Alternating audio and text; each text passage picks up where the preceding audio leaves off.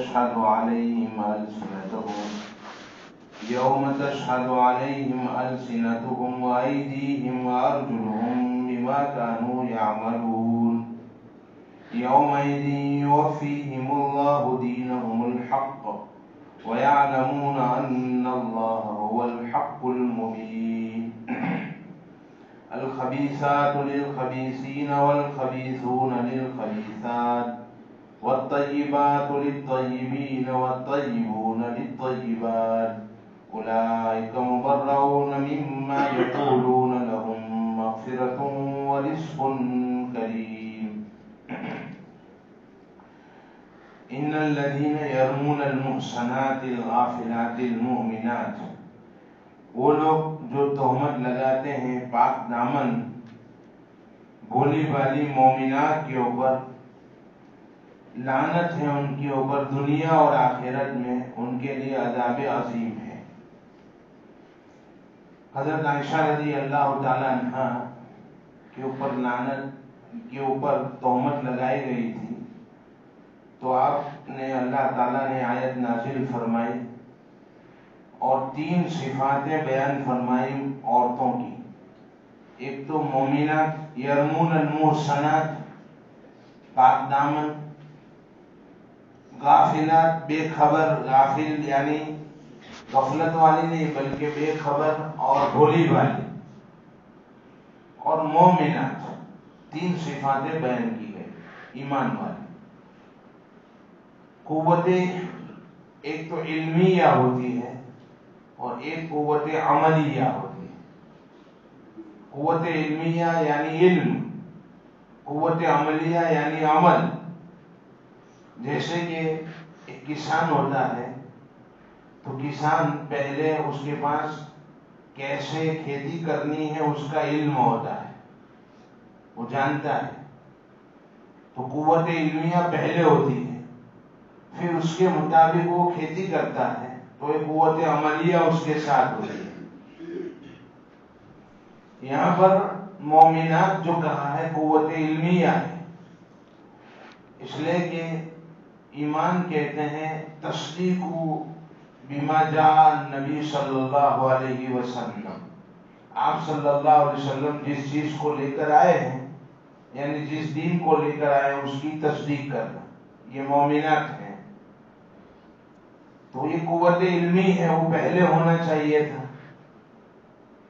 لیکن یہاں پر قوت عملیہ کو یعنی محسنات کو، پاک دامن اس کا نتیجہ، ایمان کا نتیجہ پاک دامن ہونا ہے، تو اس کو پہلے ذکر کیا ہے، کیونکہ یہ وصف خاص ان حضرات کے اندر تھا، حضرت عائشہ رضی اللہ تعالیٰ عنہ کے اندر تھا۔ ایمان تو تھا ہی لیکن وصف خاص پاک دامن ہونا تھا، اس لیے اس کو پہلے ذکر کیا۔ بے خبر آپ صلی اللہ علیہ وسلم نے، یعنی بھولی بھالی، آپ صلی اللہ علیہ وسلم نے اپنی کنیز سے پوچھا، جب یہ تہمت لگی تھی 1 مہینے تک آپ پریشان رہے، تو حضرت عائشہ رضی اللہ تعالیٰ عنہ کے بارے میں اپنی کنیز سے پوچھا، تو انہوں نے یہ فرمایا کہ میں کچھ جانتی نہیں ہوں، اتنا جانتی ہوں کہ اتنی بھولی ہے کہ آٹا گنتی ہے اور سو جاتی ہے، اور بلی آتی ہے اور اس کو کھا جاتی ہے۔ تو یہ بے خبر بھولی والی یہ صفت بیان کی۔ 3 صفاتیں عورتوں میں زیادہ ہوتی ہے، پاک دامن زیادہ ہوتی ہے، بھولی والی ہوتی ہے، اور ایمان تو ہوتا ہی ہے مومنات، تو 3 صفاتیں ذکر کی، اور فرمایا کہ اگر وہ اس کے باوجود بھی، قرآن کی کہنے کے باوجود بھی، اگر وہ دوبارہ لعن یہ کریں، حضرت عائشہ رضی اللہ تعالیٰ عنہ پر تہمت لگاویں، تو ان کے لیے لعنت ہے دنیا میں بھی اور آخرت میں بھی۔ چنانچہ شیعہ حضرات جو ہیں حضرت عائشہ رضی اللہ تعالیٰ عنہ کو پاک دامن نہیں مانتے، وہ کافر ہیں، قرآن کی آیت کا منکر، قرآن کی آیت کے منکر ہیں، وہ کافر ہیں۔ لعنوا فی الدنیا والآخرہ، ان پر لعنت ہے دنیا اور آخرت میں۔ وَلَهُمْ عَذَابٌ عَظِيمٌ، ان کے لیے عذاب عظیم ہے۔ طائف گئے تھے اس مرتبہ جب جانا ہوا تو وہاں ایک شیخ تھے، کتب خانہ حضرت عبداللہ ابن عباس رضی اللہ تعالیٰ عنہ کا وہاں موجود ہے، ابن عباس کا بڑا کتب خانہ، تو وہاں ایک شیخ بیٹھے ہوئے تھے عالم، انہوں نے مجھ سے پوچھا کہ شیعہ جو ہیں وہ لوگ مومن ہیں یا کافر ہیں؟ میں نے کہا کافر ہیں، تو انہوں نے مجھے بہت سی کتابیں ہدیے میں دی کہ یہ لے جاؤ، خوش ہو گئے وہ۔ وہاں کیوں کافر ہے؟ میں نے کہا انہو نجس، وہ نجس ہیں، بت کی پوجا کرتے ہیں، قبر کی پرستش کرتے ہیں، اور یہ اس طریقے سے حضرت عائشہ رضی اللہ تعالیٰ عنہ پر تہمت لگاتے ہیں، باوجود یہ کہ قرآن نازل ہوا اس کے بعد وہ مسلمان کہاں رہا، وہ مشرک ہے۔ تو وہ خوش ہو گئے، وہ قرآن کی آیت کے آج بھی منکر ہیں، حضرت عائشہ رضی اللہ تعالیٰ عنہ کے بارے میں ان کا یہی عقیدہ ہے۔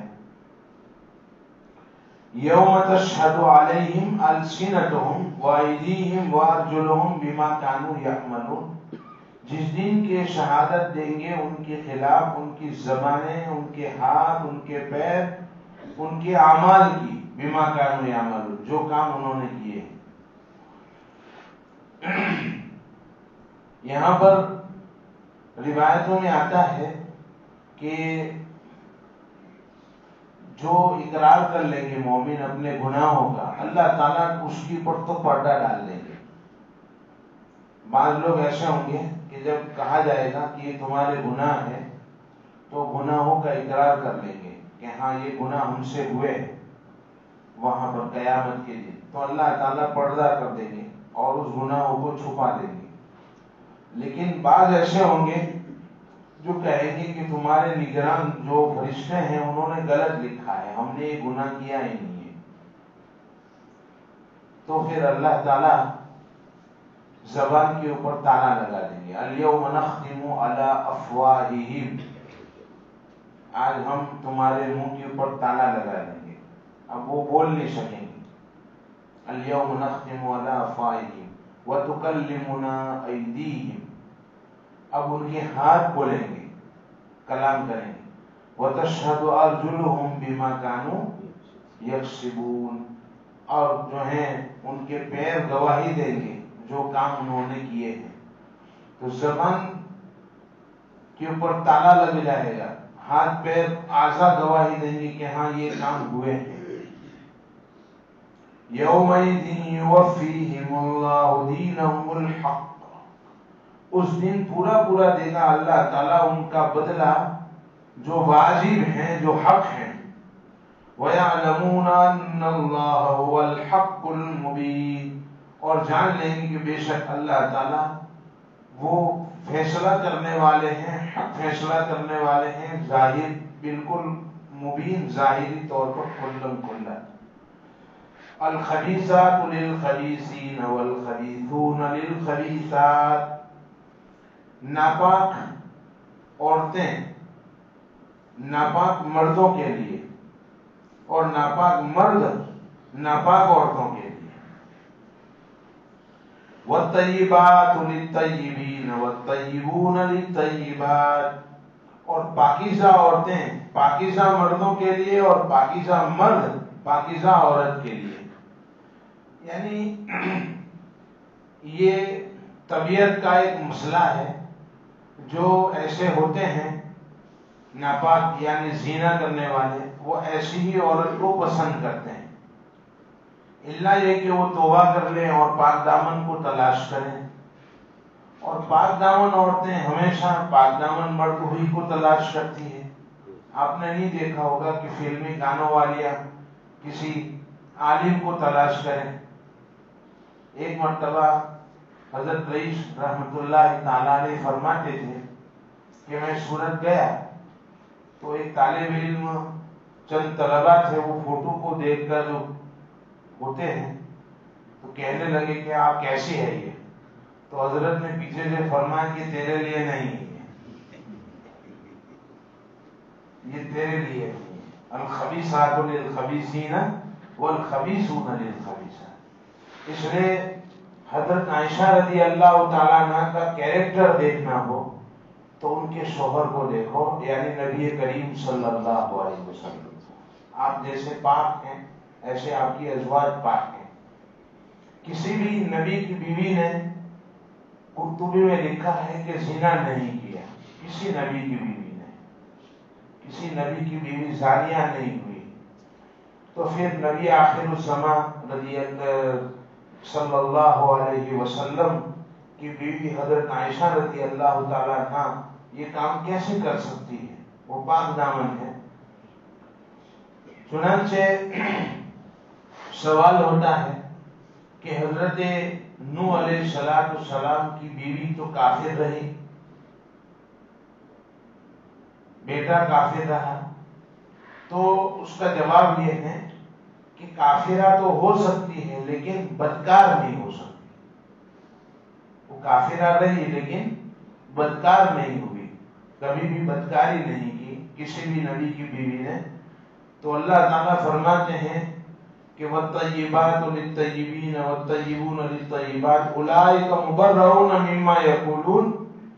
یہ لوگ بری ہیں اس بات سے جن کو یہ بک بک کرتے ہیں، یہ جو کہتے ہیں ان سے یہ لوگ بالکل بری ہیں. اللہ تعالیٰ نے دو وعدے فرمائے لہم، حضرت صفوان کے لیے، حضرت عائشہ رضی اللہ تعالیٰ عنہ کے لیے، مغفرۃ ورزق کریم، مغفرت ہے اور رزق کریم دنیا میں اللہ تعالیٰ عطا فرمائیں گے. آخرت میں مغفرت اور دنیا میں مغفرت، آخرت میں مغفرت اور دنیا میں رزق کریم اللہ تعالیٰ عطا فرمائیں گے.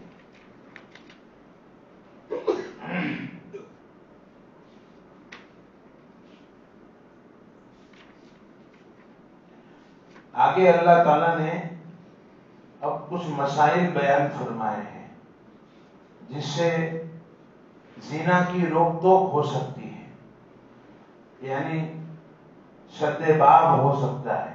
اس لیے چند احکام بیان فرمائے ہیں. ان میں سے پہلا حکم یہ ہے یا ایھا الذین آمنوا لا تدخلوا بیوتا غیر بیوتکم حتی تستأنسوا وتسلموا علی اہلها ذالکم خیر لکم لعلکم تذکرون. ایمان والو نہ داخل ہو تمہارے گھر کے علاوہ کسی کے گھر میں یہاں تک کہ تم اجازت لے لو اور سلام کرو گھر والوں کے اوپر. یہ بہتر ہے تمہارے لیے تاکہ تم یاد رکھو.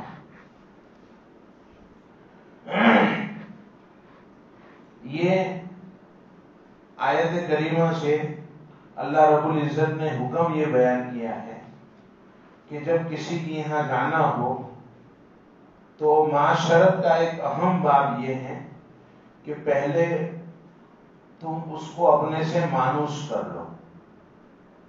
مانوس کرنے کا مطلب کیا ہے؟ اجازت لے لو اور سلام کرو، اس کے بغیر کسی کے گھر میں داخل نہ ہو. چنانچہ یہاں پر مسئلہ یہ ہے ایمان والوں سے خطاب کیا گیا یا ایھا الذین آمنوا، مردوں سے. عورتیں بھی اس میں شامل ہیں. یہ مطلب نہیں ہے کہ مرد کو اجازت لینی ہے اور عورت کو اجازت نہیں لینی ہے، بلکہ مرد کے ساتھ عورت بھی اس میں شامل ہے. اب یہاں پر کیسے اجازت لیں گے؟ قرطبی میں ایسا لکھا ہے، تفسیر کی کتاب ہے، کہ پہلے اجازت لیں اور پھر جب اجازت مل جائے تو سلام کریں. پہلے اجازت لیں، دستک دیں اور اجازت مل جائے تو سلام کریں. لیکن امام بخاری رحمۃ اللہ تعالی علیہ نے آداب المفرد کے اندر یہ لکھا ہے کہ نہیں، پہلے اجازت لی جائے گی اور ساتھ میں ہی سلام کیا جائے گا. السلام علیکم، کیا میں اندر داخل ہو سکتا ہوں؟ سلام پہلے کیا جائے گا. چنانچہ امام بخاری رحمۃ اللہ تعالی علیہ نے ایک واقعہ ذکر فرمایا ہے کہ ایک شخص نبی کریم صلی اللہ تعالی علیہ وسلم کی خدمت میں آیا اور اس نے اجازت طلب کی تو کہا الجو، یعنی میں گھس جاؤں، یہ کلمہ اختیار کیا۔ تو آپ صلی اللہ تعالی علیہ وسلم نے اپنے خادم سے فرمایا کہ باہر جاؤ اور ان کو سلام کا طریقہ سکھاؤ، داخل ہونے کا طریقہ، اجازت لینے کا طریقہ سکھاؤ، کہ پہلے سلام کرو، اپنا نام بتاؤ اور پھر جو کہو کیا میں داخل ہو سکتا ہوں۔ تو انہوں نے یہ سن لیا باہر سے، تو انہوں نے کہا کہ السلام علیکم ادخل، کیا میں داخل ہو جاؤں؟ السلام علیکم، تم پر سلامتی ہو، میں داخل ہو جاؤں؟ تو آپ صلی اللہ تعالی علیہ وسلم نے اجازت دی ان کو داخل ہونے۔ اجازت حضرت عمر رضی اللہ تعالیٰ عنہ نبی کریم صلی اللہ تعالیٰ علیہ وسلم کے پاس آئے تو اس طرح اجازت دی فاروق اعظم نے، السلام علیکم علی رسول اللہ، السلام علی رسول اللہ، السلام علیکم یدخل عمر، کیا عمر داخل ہو سکتا ہے؟ نام بھی لیا۔ تو آپ صلی اللہ تعالیٰ علیہ وسلم نے ان کو داخل ہونے کی اجازت دی۔ حضرت ابو موسیٰ اشعری رضی اللہ تعالیٰ عنہ جب حضرت عمر رضی اللہ تعالیٰ عنہ کے پاس آئے، حضرت ابو موسیٰ اشعری حضرت عمر کے پاس آئے تو انہوں نے اس طرح اجازت دی، السلام علیکم ھذا ابو موسیٰ اشعری، السلام علیکم ھذا ابو موسیٰ اشعری، یعنی یہ سلامتی ہو تم پر، یہ ابو موسیٰ اشعری ہیں۔ تو حضرت عمر رضی اللہ تعالیٰ عنہ نے اجازت دی، اس سے معلوم ہوا کہ اس طریقے سے نام لے کر اجازت لی جائے گی۔ چنانچہ ایک واقعہ خطیب بغدادی نے لکھا ہے اپنی جامع کے اندر، علی بن عاصم واسطی حضرت مغیرہ بن شعبہ رضی اللہ تعالیٰ عنہ کے گھر گئے بصرہ کے اندر جب وہ رہتے تھے، اور انہوں نے اجازت طلب کی تو حضرت مغیرہ ابن شعبہ رضی اللہ تعالیٰ عنہ نے پوچھا کون؟ انہوں نے کہا انا، میں۔ تو حضرت مغیرہ ابن شعبہ رضی اللہ تعالیٰ عنہ نے کہا کہ میرے دوستوں میں انا نام کا کوئی آدمی نہیں ہے، یعنی یہ جو کہتے ہیں ٹھوکتے ہیں، پھر کہتے ہیں کون ہے؟ تو کہا میں۔ ابھی میں کون؟ تو نام نہیں لیتے ہیں۔ تو پھر انہوں نے دروازہ کھولا مغیرہ ابن شعبہ رضی اللہ تعالیٰ عنہ نے، اور حضرت جابر کی ایک روایت سنائی کہ حضرت جابر رضی اللہ تعالیٰ عنہ نبی کریم صلی اللہ تعالیٰ علیہ وسلم کے پاس تشریف لے گئے اور اجازت طلب کی۔ آپ نے پوچھا کون ہے؟ انہوں نے کہا انا، میں۔ تو آپ نے فرمایا یہ انا کیا؟ آپ اپنا نام لو۔ تو پھر انہوں نے اپنا نام لیا کہ میں جابر، تو آپ نے اجازت دی۔ تو اس طریقے سے نام لینا چاہیے۔ بعض مرتبہ بعض لوگ گھنٹی بجاتے ہیں اور اندر سے آواز آتی ہے کون ہے، تو خاموش کھڑے رہتے ہیں، کچھ نہیں بولتے، یہ مزید الجھن میں ڈالنا ہوتا ہے۔ نام لے کر اجازت طلب کرے تو یہ مسئلہ یہاں پر معلوم ہوا۔